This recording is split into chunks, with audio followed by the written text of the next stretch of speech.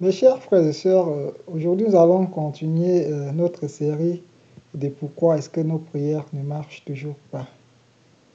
Dans le livre de Matthieu au chapitre 6, du verset 10 au verset 13, le Seigneur nous apprend comment prier.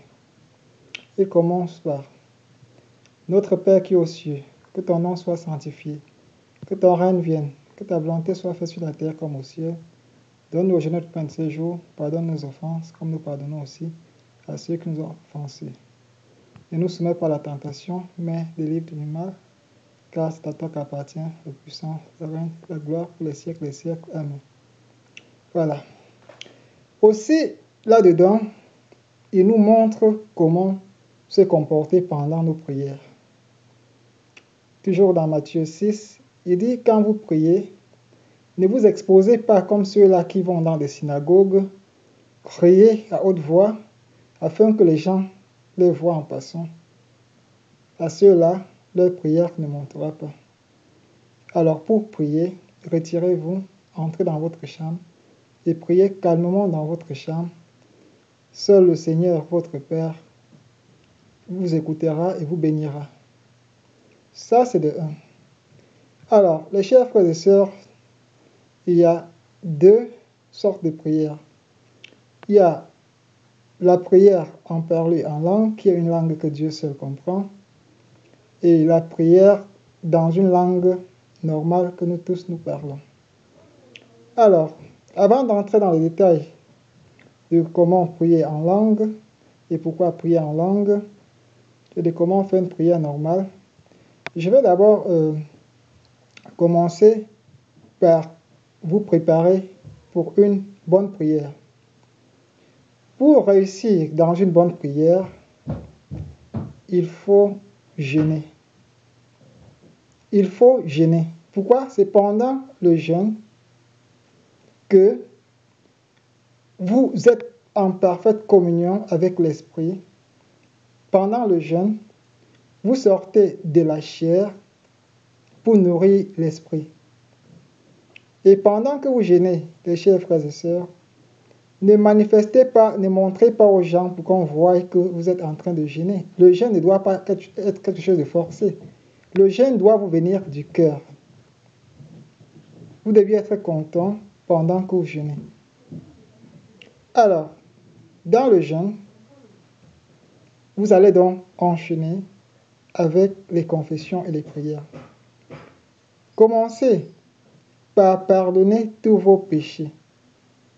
Commencez par demander pardon à tous ceux que vous avez offensés. Commencez dans une prière individuelle du fond du cœur en demandant au Père de vous pardonner aussi de tous les péchés, de vous pardonner de tous ceux que vous avez offensés. Toujours pendant le jeûne, rassurez-vous que vous êtes en train de respecter les commandements de Dieu. Vous ne pouvez pas être en train de jeûner, être en train de demander quelque chose au Père et en même temps violer ses commandements. Et en même temps être en train de faire ce qui n'est pas propre aux yeux de Dieu, ce qui ne va pas plaire au Seigneur. Donc évitez ce genre de choses. Vous ne pouvez pas être en train de demander quelque chose à Dieu et qu'à côté, vous mangez alors que vous avez le voisin qui meurt de faim pendant que vous avez un excès et que cet excédent va dans la poubelle. Vous ne pouvez pas être en train de demander au Père alors que vous maudissez l'enfant du voisin ou bien que vous regardez la femme du voisin avec un regard qui n'est pas un regard d'une personne qui fait la volonté de Dieu. J'espère que je me fais comprendre. Alors, ça, c'est l'attitude donc de quelqu'un qui demande quelque chose au Père.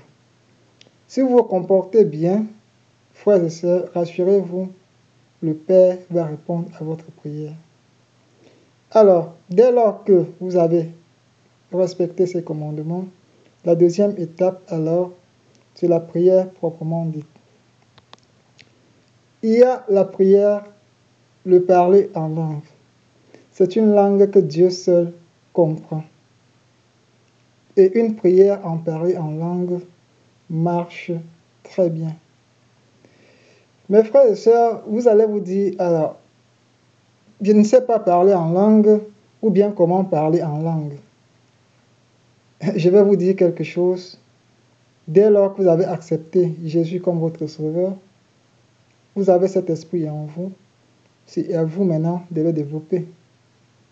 Et je vais prendre le cas de, de Cornelius, dans le livre des Actes, au chapitre 10. Cornelius, ou Corneille en français, c'était quelqu'un qui craignait Dieu. Et maintenant, le Seigneur avait décidé de le bénir. Il a envoyé Pierre vers Corneille.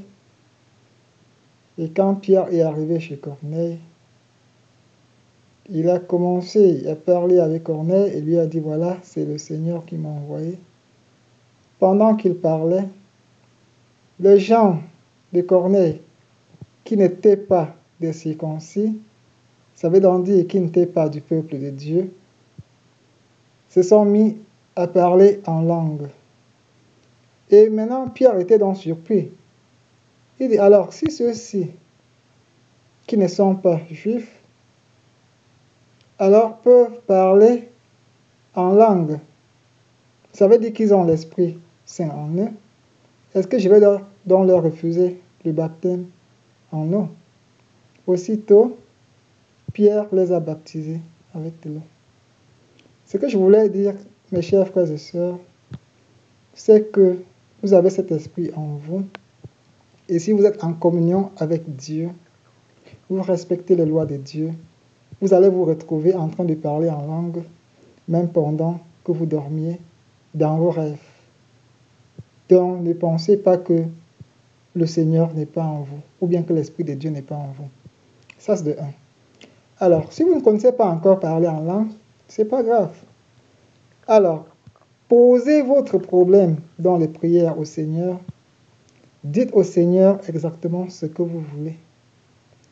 Avant que vous ne lui posiez ce problème, il connaît déjà votre problème, mais il veut que ça vous vienne du cœur.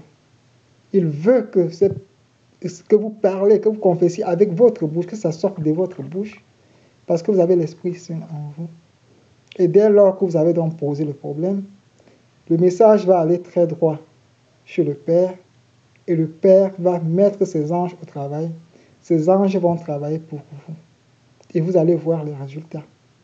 Et comme j'ai dit dans la série précédente, soyez seulement patients. Le Seigneur est bon. Il est très bon. Il ne déçoit pas. Même les plus négatifs. Il ne déçoit personne. C'est à nous de faire des petits efforts, de faire ce que Dieu nous demande de faire, de respecter ses lois.